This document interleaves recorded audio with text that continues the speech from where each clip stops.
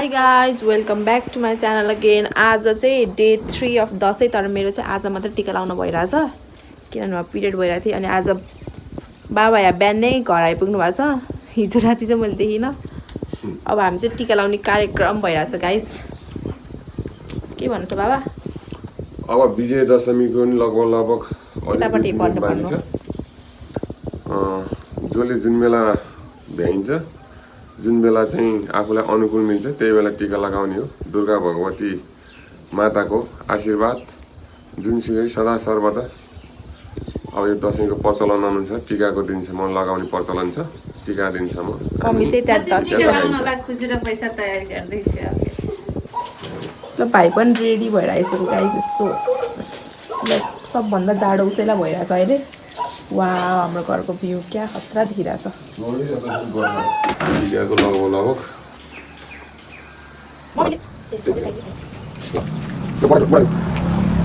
राम्रो प्रतिष्ठा मैले सोच राम्रो मस्त राम्रो व्यस्त राम्रो दुर्गा भगवती सबैलाई चाहिँ राम्रो सबैतिर अलिक उच्च खालको चाहिँ होस्। अब ग्याजेट भइसकेको छ ल सबैलाई पनि छोडेर ल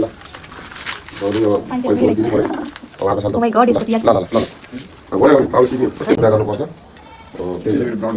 स्वच्छ रहने हो, मस्त रहने हो, व्यस्त रहने हो। अब बिहान यहीँ बसेर पढ भन आशीर्वाद दिन। सो म चाहिँ अहिले मेरो ग्याङहरूसँग हामी मामा घर जान लागेको छौँ दादिङ। अहिले चाहिँ यहाँबाट अरूघाटको गाडीमा चढिसक्यौँ। अब हामी विदिन 3 आवर्समा अरूघाट पुग्छौँ। अनि मेरो सिट पार्टनर चाहिँ यस्तो ब्याग छ गाइज, यस्तो ब्याग छ गाइज। आफ्टर 3 आवर्स हामी चाहिँ यहाँ अरूघाट झरेर अब यहाँ हिँड्दैछौँ। अनि हामी एकछिन हिँडेर फेरि हामी अर्को गाडी चेन्ज गर्छौँ गाइस। यहाँ चाहिँ वर्षा छ। Hi hello. हाम्रो ग्याङहरू चाहिँ अगाडि छ है। यहाँ चाहिँ अरूघाट बजार चाहिँ अलि आइपुगेको छैन। यो अरूघाट भन्ने ठाउँ हो। टोलीहरू हाई गर त एकचोटि। चाउमिन खाएर यस्तो चिसो खाएर हामी चाहिँ यहाँ सलेन्टारबाट अब यस्तो बाटो लगाइरहेको छौँ। हामी खासमा जाने भनेको गाडी चाहिँ हो गाइस, तर गाडी बिग्रेर हामीलाई तनाव भयो। अब हामी कुन गाडीमा जाने होला भनेर हामी यस्तो सोचिरहेछौँ। मलाई लिपस्टिक लगायो त हल्का। मेरो खाएर यो वाटरप्रुफ चाहिँ होइन जस्तो लाग्यो। खाएपछि नि अनि बस्छ त।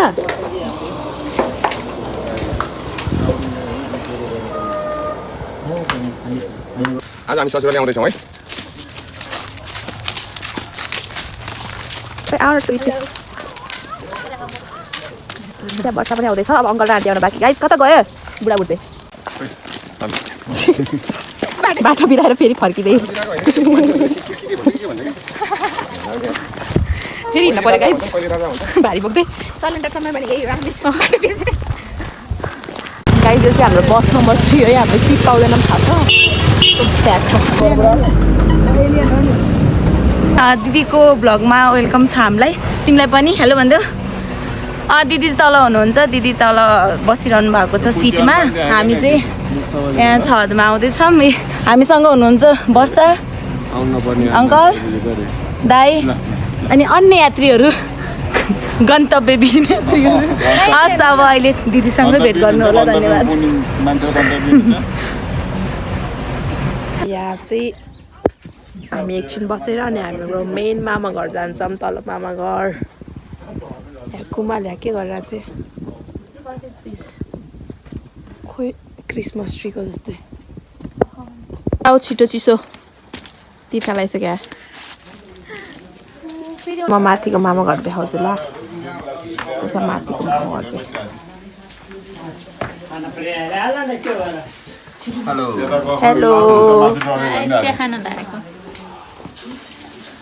चाबीको अनुसारको प्रत्येक दसैँमा आउने ठाउँ। बुवा यहाँ चाहिँ वर्षा भाइ चाहिँ है त मुनि मुनि मुनि।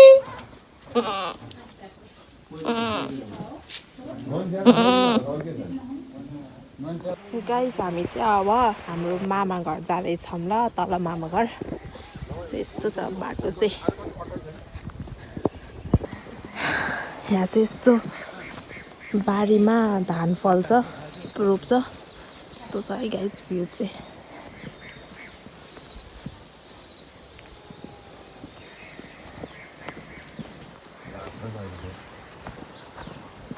के भूत भने जब चाहिँ हामी मामा घर टेक्न लाग्यौँ ल यो चाहिँ मेरो मामा घर हो गाइज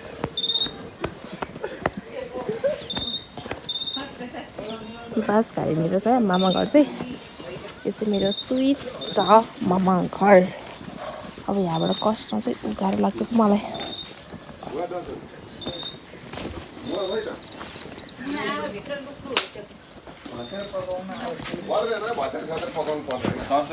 जम्मा 7 जना हो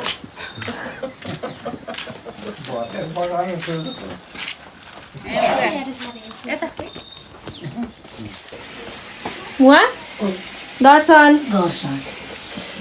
के पकाइरहनु भएको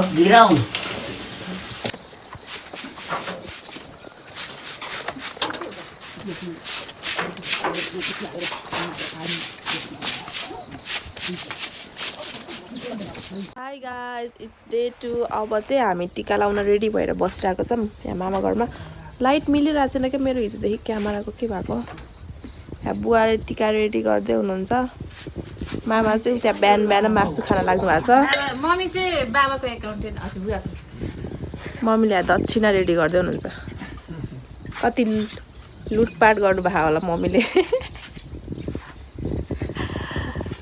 आज चाहिँ मेरो व्रत हो है गाइज अब टिका लाउनु पर्यो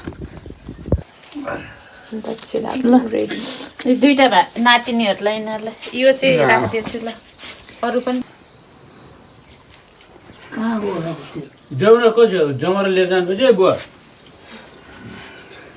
काठमाडौँ कहाँ जाऊ कति उस नटाउनु कहाँ कहाँ होला यो सुगनको मामा भाइलाई टिका लाउनै लाखेन हेर्नु न मासु सफाइ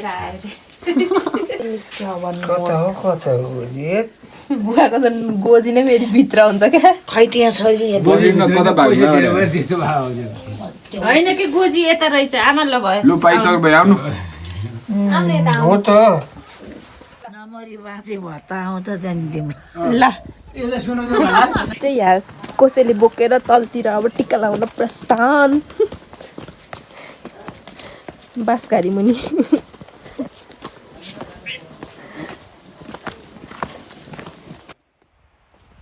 हामी अब तल घरमा टिका लाउन जाँदैछौँ ल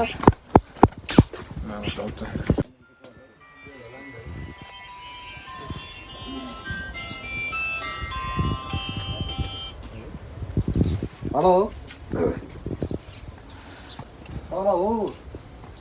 दिन आएको दिदी भान्जीहरू सबै फुलमा दिन आएको रमाइलो गर्न आएको अनि त्यसपछि मेरो चाहिँ जुठो परेर मैले चाहिँ केही लाउनु नपाएको टिका लाउनु नपाएको मैले यहाँ बल्ल बल्ल दिदीहरूलाई दिदीहरू हिजो आउनुभएको छ अनि त्यसपछि गएर अब दसैँ यसपालिको दसैँ त्यस्तै हो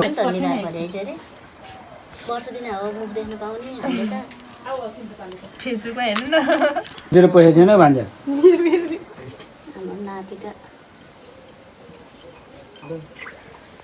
आमा मेरो हजुर अब गोर्खा कहिले आउने रे तिम्रो बिहामा मेरो बिहेमा कति वर्षपछि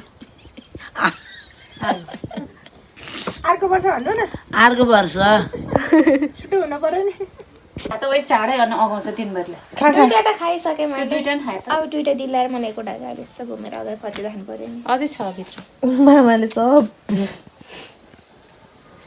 गाउँभरि भनिरहनु भएन मामाले पत्ता छ मान्छेहरूको त्यो केरा किने अब चाहिँ हामी आल्थोकको मगर गाउँमा पिङ खेल्न जाँदैछौँ गाइज कस्तो दामी भ्यू देखेको है यहाँ पछाडि बिबिसे छ मम्मी एन्ड वर्षा यो चाहिँ हाम्रो मामा घरको भण्डारीहरूको कुल मन्दिर हो थकेलायो वाउ कस्तो राम्रो देखेको भ्यू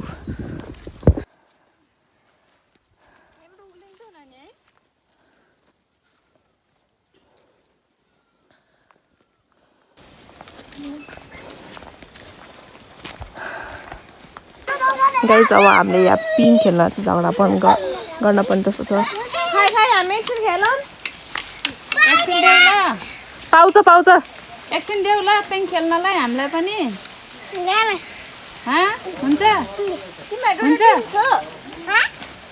तिमीहरू दुईटा को होला खै जुम्ल्या खै कुन हो बल्ल बल्ल पिङ पाएँ मैले धरती छोडेँ गाइज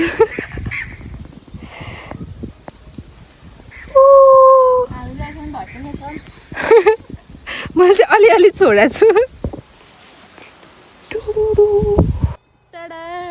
पिङ खेलेर पनि सक्यो गाइज अब हामी अर्को पिङमा जान लाग्यो यो क्यामेराको यहाँ लाइटिङ नमिलेर मलाई तनाव भइरहेछ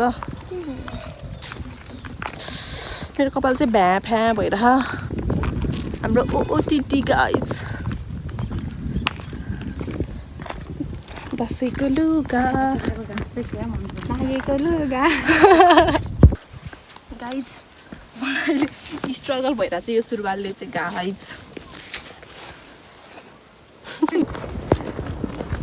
गाइज आज चाहिँ हामी मामा घरबाट फर्किन लागेको इज द नेक्स्ट डे अनि हामी बिहानै यस्तो प्याक गाडीमा आयौँ कि भिडियो पनि बनाउनु पाएन अहिले चाहिँ हामी ओह्रालो झर्दैछौँ आर्युघाट जाँदैछौँ मेरो फोनमा चार्ज पनि छैन टोलीहरू चाहिँ पछाडि पुरा लाइन लगाएर आउँदै हुनुहुन्छ है त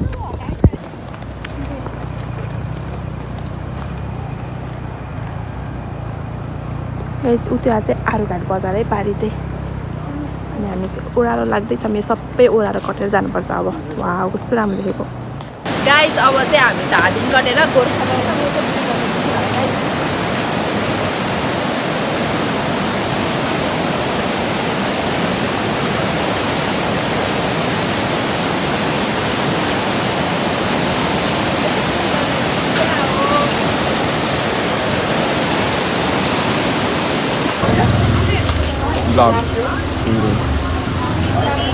गाइज हामी टिकट काटेर अब गोर्खा जाँदैछौँ